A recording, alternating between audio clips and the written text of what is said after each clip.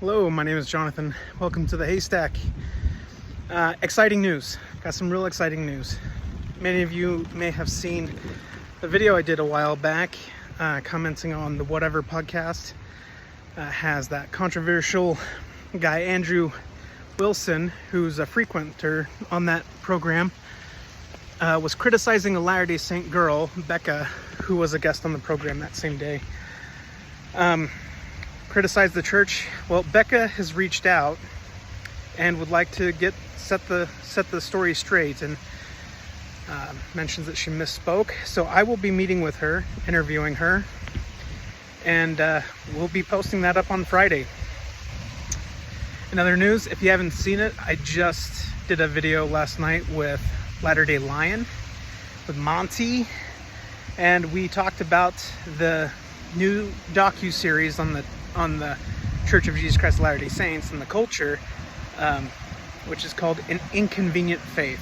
So there we go, and we analyze that, and that's something we may revisit with hopefully a particular guest that would give us special insight on that. On top of that, we have Steve Pinecker with the Mormon Book Reviews. He and I are friends. We talk quite often. Great conversations. We've been wanting to get together and do a video on each other's programs for a while, but we just I've been lazy. It's my fault. So he's encouraged me to put together a presentation on ancient Egypt and the Bible, and to go ahead and do that on his program sometime. So we have some exciting things coming. The Ancient Egypt and the Bible presentation is something I've been wanting to put together. I have lots of stuff that I've made, but it just doesn't seem like people could follow it very long, so I haven't released it. So I just need to work on some of that and put it in a very simplistic thing. And I think doing this with Steve Pinecker on his podcast, he can ask some questions and we could get more in depth, and it would work out a lot better there.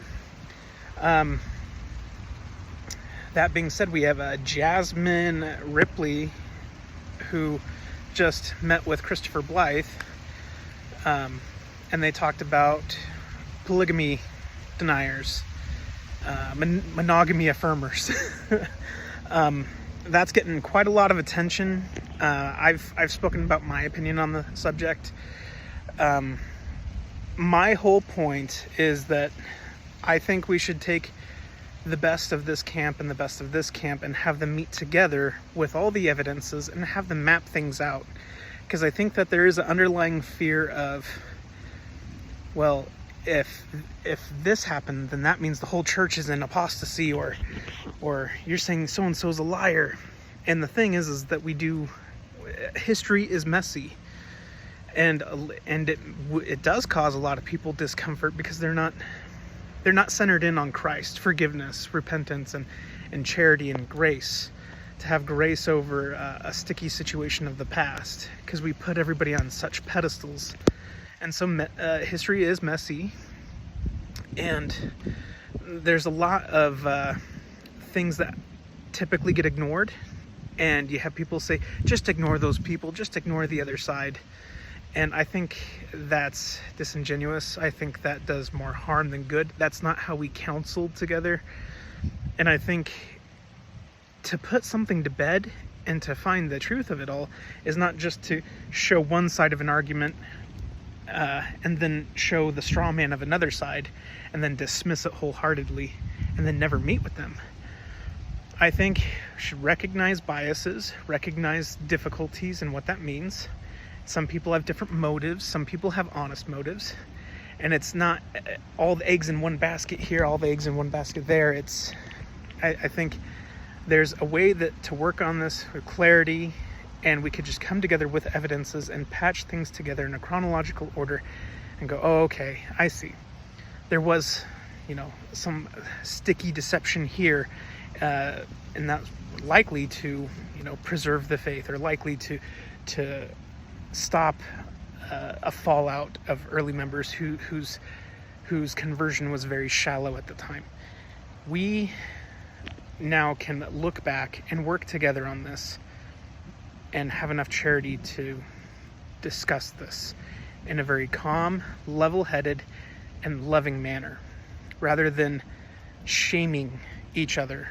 And that's we're getting a lot of this. Well, this is the church's position, so they shame the other side. Anyone who disagrees with the church's official statement, which is not coming down from the brethren. It's coming from a committee who met with scholars that they chose to meet with, and they used evidences that they chose to look at. But I think it's important to recognize that we're all in this together. We love the church. This is where the keys are. We know that. We have so many, to say that everything is dismissed would dismiss all of the witnesses I have received up until now and say that that's fake. That is disingenuous.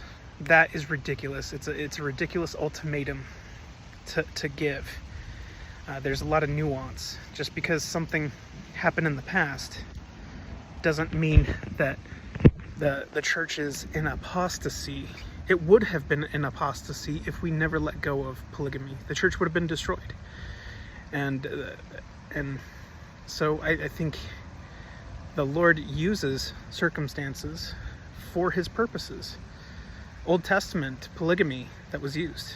God didn't command it. It was shoehorned in. It was other people putting that on the patriarch. And the Lord worked with it. Did many good things with it. It was difficult, it was hard, but purposeful. I think the same is said here. And I really think people just need to have this conversation, but they're so unwilling to meet with each other.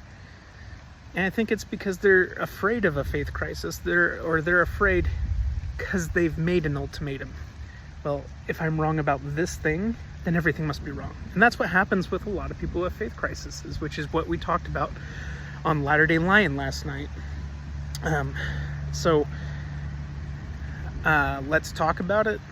Go watch that video. It's about an hour, 40 minutes long. It's on Latter-day Lion's channel. I'll put the link in the description here, or in the comments. And whatever side of whatever argument you're on, let's not shame each other. Let's act like Christian. No, not Christians. They freaking killed people for like 2,000 years.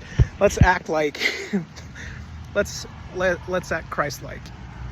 Yeah, and understand we each have foibles.